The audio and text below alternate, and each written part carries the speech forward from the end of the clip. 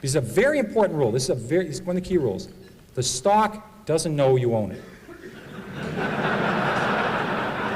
Remember that. You could be a miserable person. You could have, never helped anybody, never done anything right, had 67 spouses, never done anything right. If you own Coca-Cola the last 50 years, it's gone up 300-fold.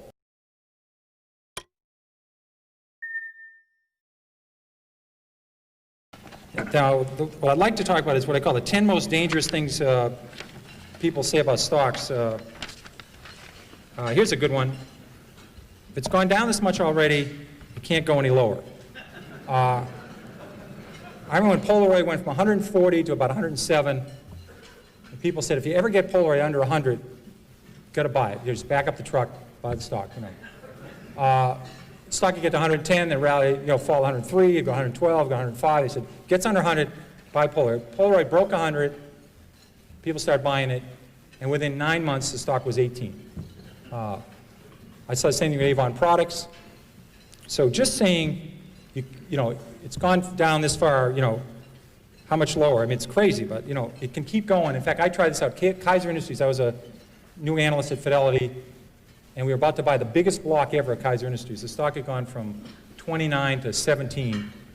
We're about to buy the largest block ever in the history of the American Stock Exchange. We bought, 10 or 15 million shares. At 15.75, I said, my God, the stock's gone from 29 to 17. How much lower can it go? So we bought this enormous block at 15.75. So I called my mother and I said, Mom, I guess stock at Kaiser Industries, it's 10. So about 3 months later, I said, you ought to buy this. It's gone from 29 to 10. How much lower can it go? Well, it went to 9, it went to 8, it went to 7, it went to 6, it went to 5, it went to 4. Now, fortunately for me, this happened very rapidly, or I'd be working at the Stop and Shop bag and behind the lines instead of Fidelity. So fortunately, this was compressed in only about 6 months. So I had to go to the fund manager and say, I was a little bit early on this at 15.75, we call this premature in the business. Had a correction, which is a euphemism for losing a lot of money rapidly. So I said, let's check this again. The stock's 4. They own 45% of Kaiser Aluminum. They own 59% of Kaiser Steel. They own 38% of Kaiser Cement. They own all of Kaiser Electronics, all of Kaiser Broadcasting, which had 7 TV sets. They own Jeep. They had Kaiser Fiberglass. I said about Kaiser Sand and Gravel. They had a bunch of other Kaisers. And they had no debt. Now, in this room, because I know Freeman Billings is very interested in financial stocks, no one's ever gone bankrupt without any debt. Now, that would take a real, I think you have to give some kind of distinguished service award to somebody who did that. But they had no debt, and I said, it's not going to go to 0. I was wrong when I said it can't go below 15. So we hung on, and within 3 years, they gave out the shares in Kaiser Steel, gave out the shares in Kaiser Cement, gave out the shares in Kaiser Steel and Aluminum, and they sold off all the businesses. You got about $55 a share. But if you didn't know the story, and the stock went from 15 to 11, and you're just saying, how much lower can it go? When it went to 9, went to 8, you would have gone. So you can't just say it can't go any lower, because I saw Taco Bell go from 14 to 1 in 1974, and they had no debt and making 60 cents a share. There's a corollary to that that's even more dangerous. If it's gone this high already, how can it possibly go lower? Higher, sorry. That. Philip Morris, adjusted for splits, sold for 12 cents in 1951. And then it goes to 60 cents in 1961. So it goes up 5-fold, and you say to yourself, how much, it never sold for that, but just for splits, you say, how much higher can this go? It's gone up 5-fold. They missed the power of Marlboro. They missed there's 220 countries in the world. They missed the cash flow of the company. They missed everything. This stock was a 100-bagger after going up 5-fold. But people sold it just saying, how much higher can it go? Can't go any higher. They did the same at Home Depot. They did the same with Toys R Us. I did the same thing at Toys R Us.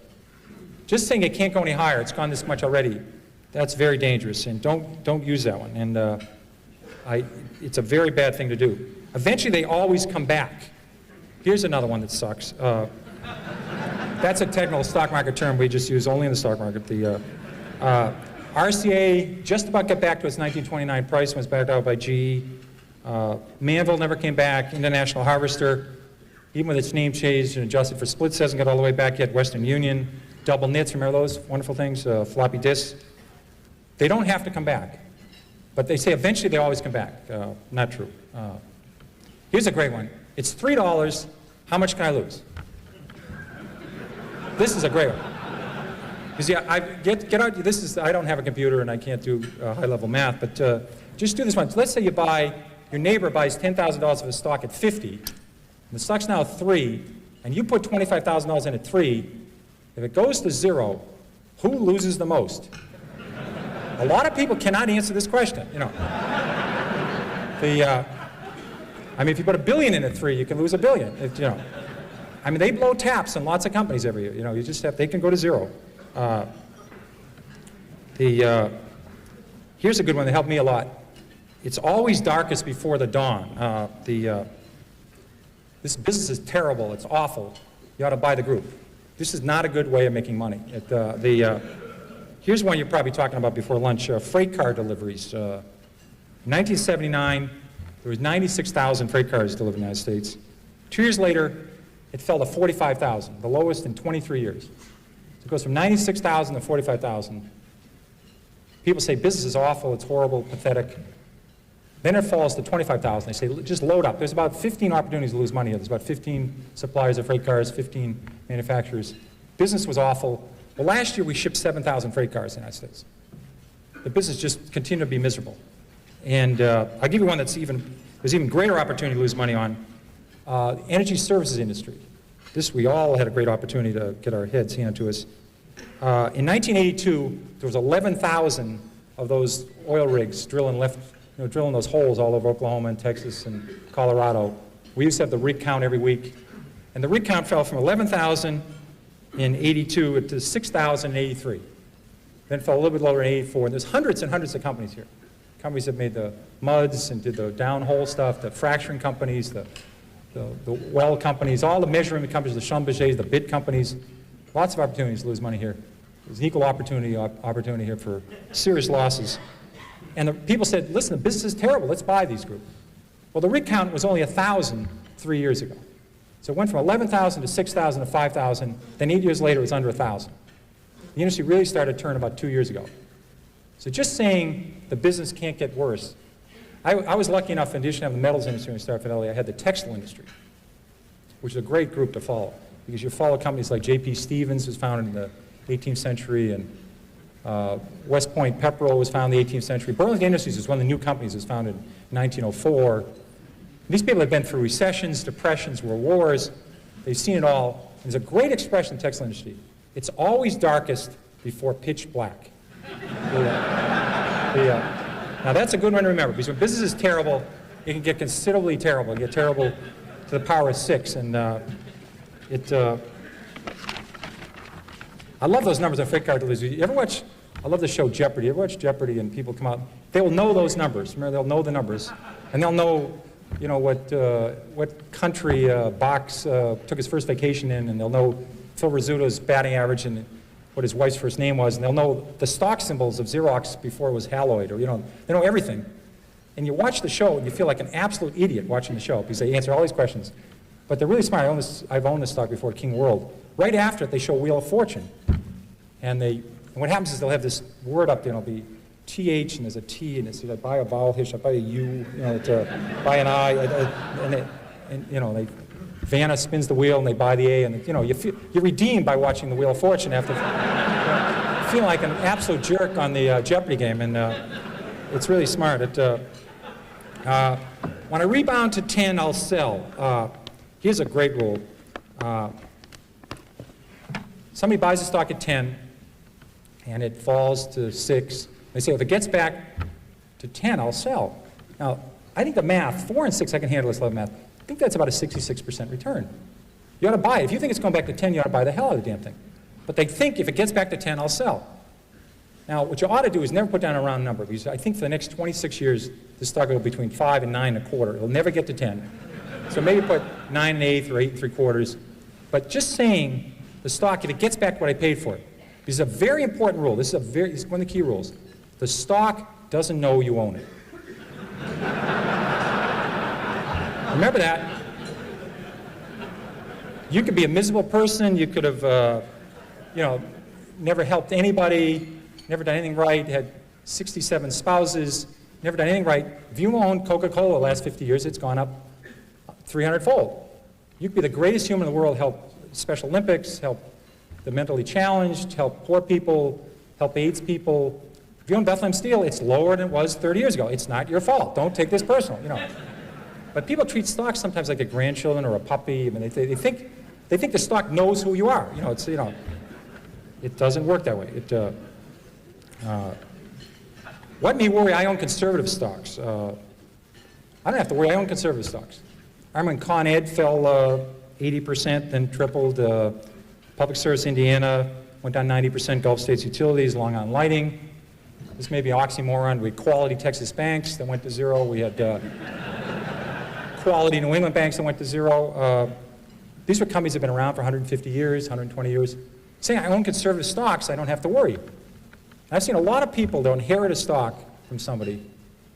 They'll say, you know, my mother said on her deathbed, don't sell the Long Island Lighting. You know, you always wondered, you know, she's going to heaven, or hopefully where she's going to heaven. You know, they talk about a Little League game or a vacation or a game of hearts they had, or imagine talking on your deathbed about Long Island Lighting. And you say, well, you know, but you get these stories all the time. And I think your mother would have noticed, she wouldn't have sold at 29, but she would have noticed they had this little plant that was about $6 billion over budget, and no one wanted it, and wasn't working, and Long Island stopped growing. So maybe she would have turfed it at 22 or got out at 18. She wouldn't have let it go to 4.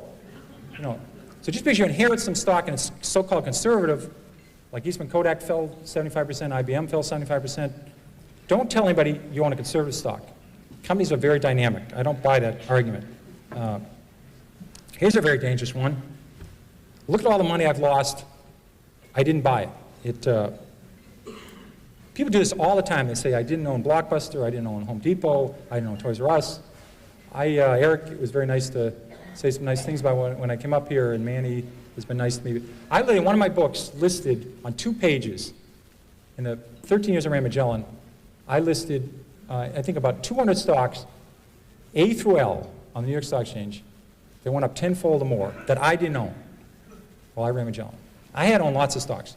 I listed 200 stocks A through L. I stopped at the letter L, and I didn't own any of these shares. They went up tenfold or more, and I was able to do okay with Magellan.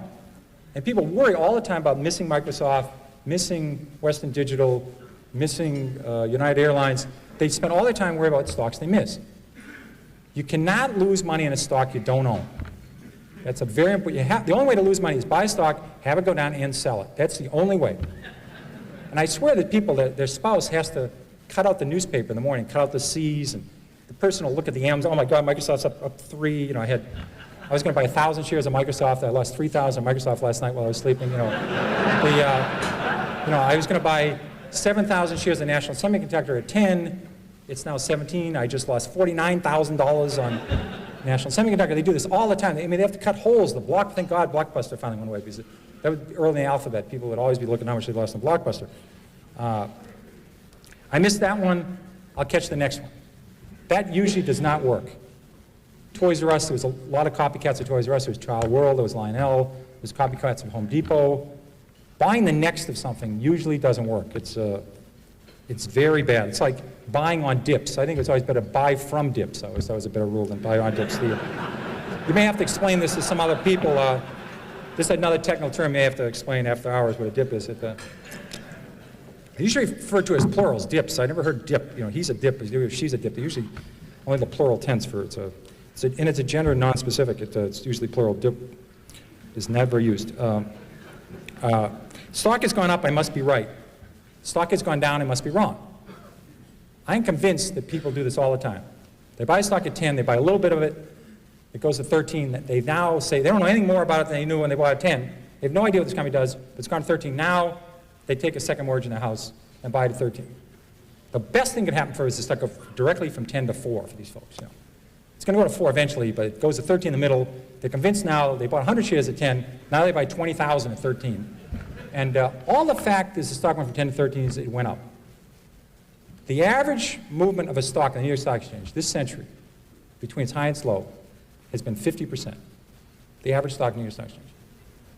That means the stock started the year 20, sometime during the year sold 16, sometime during the year sold at 24, might have finished the year 21, might have finished the year 19. The average range of a stock in the New York Stock Exchange is 50% in 12 months, between its high and its low. So stocks go up and down a lot within a year. And say this, The stock is going up means you're right, doesn't mean a damn thing. So don't buy often on that one. That is not a good one. Avoid long shots. These are the companies that, we have this very technical term for this called whisper stocks. Everybody familiar with whisper stocks? They're great. Somebody call you up and they'll say, hi Pierre, how's Carolyn's, how's Beth doing, how's Annie, how's Mary, have you played any golf? And then they'll say, I want to talk to you about International Blivet. And the next, they'll get one of those, they'll get a shorter term in those places where they have Nordic tracks and they put them away and they don't have to make big rocks into small rocks. They just watch movies and they have Nordic tracks, but they will not get these people if they whisper into the phone. And these are always these long shots. You know, these are the stocks that are going to grow hair and make your kid have better spelling and your breath's going to improve and you won't have to iron your pants. You know, it's one of those stocks and they always do everything for you. But they're missing, they don't have any sales yet. You know, that's the missing element to the story. The story is sensational. There's no profits here, no sales yet, but my God, if this works, it's going to be the next Xerox, you know, and it's going to help Murr in space and everything. You know, it's a very, very good deal. Now, this is not a long shot. This is a no shot. You have to separate these out. I've tried 30 of these. I have never broken even on a long shot. Never. I've made 25, 30 times my money on some stocks. I never thought about Sallie Mae or MBIA or Fannie Mae or some of the banks or Stop and Shop. I'd make 20 times the money, 30 times the money. I had no idea. I thought the stocks were going north. I had no idea. You look back 10 years later, you say, my God, I made a lot of money in this thing. The ones I went into thinking I could make 4 times my money, I've never broken even. So don't do the long shot, guys. They don't work. They simply don't work. And again, if a stock's 3 and it has huge potential, write down the story, take the stock symbol. If it's going to 300, it's okay to buy it at 15. Check in later. Check a year later. See if it's still listed. See if it still get a quote on it. See if they still have any earnings yet. But if it's going, write the story down. Some of these work. I haven't heard yet, but maybe they will work. But it's worth tuning in 6 months later.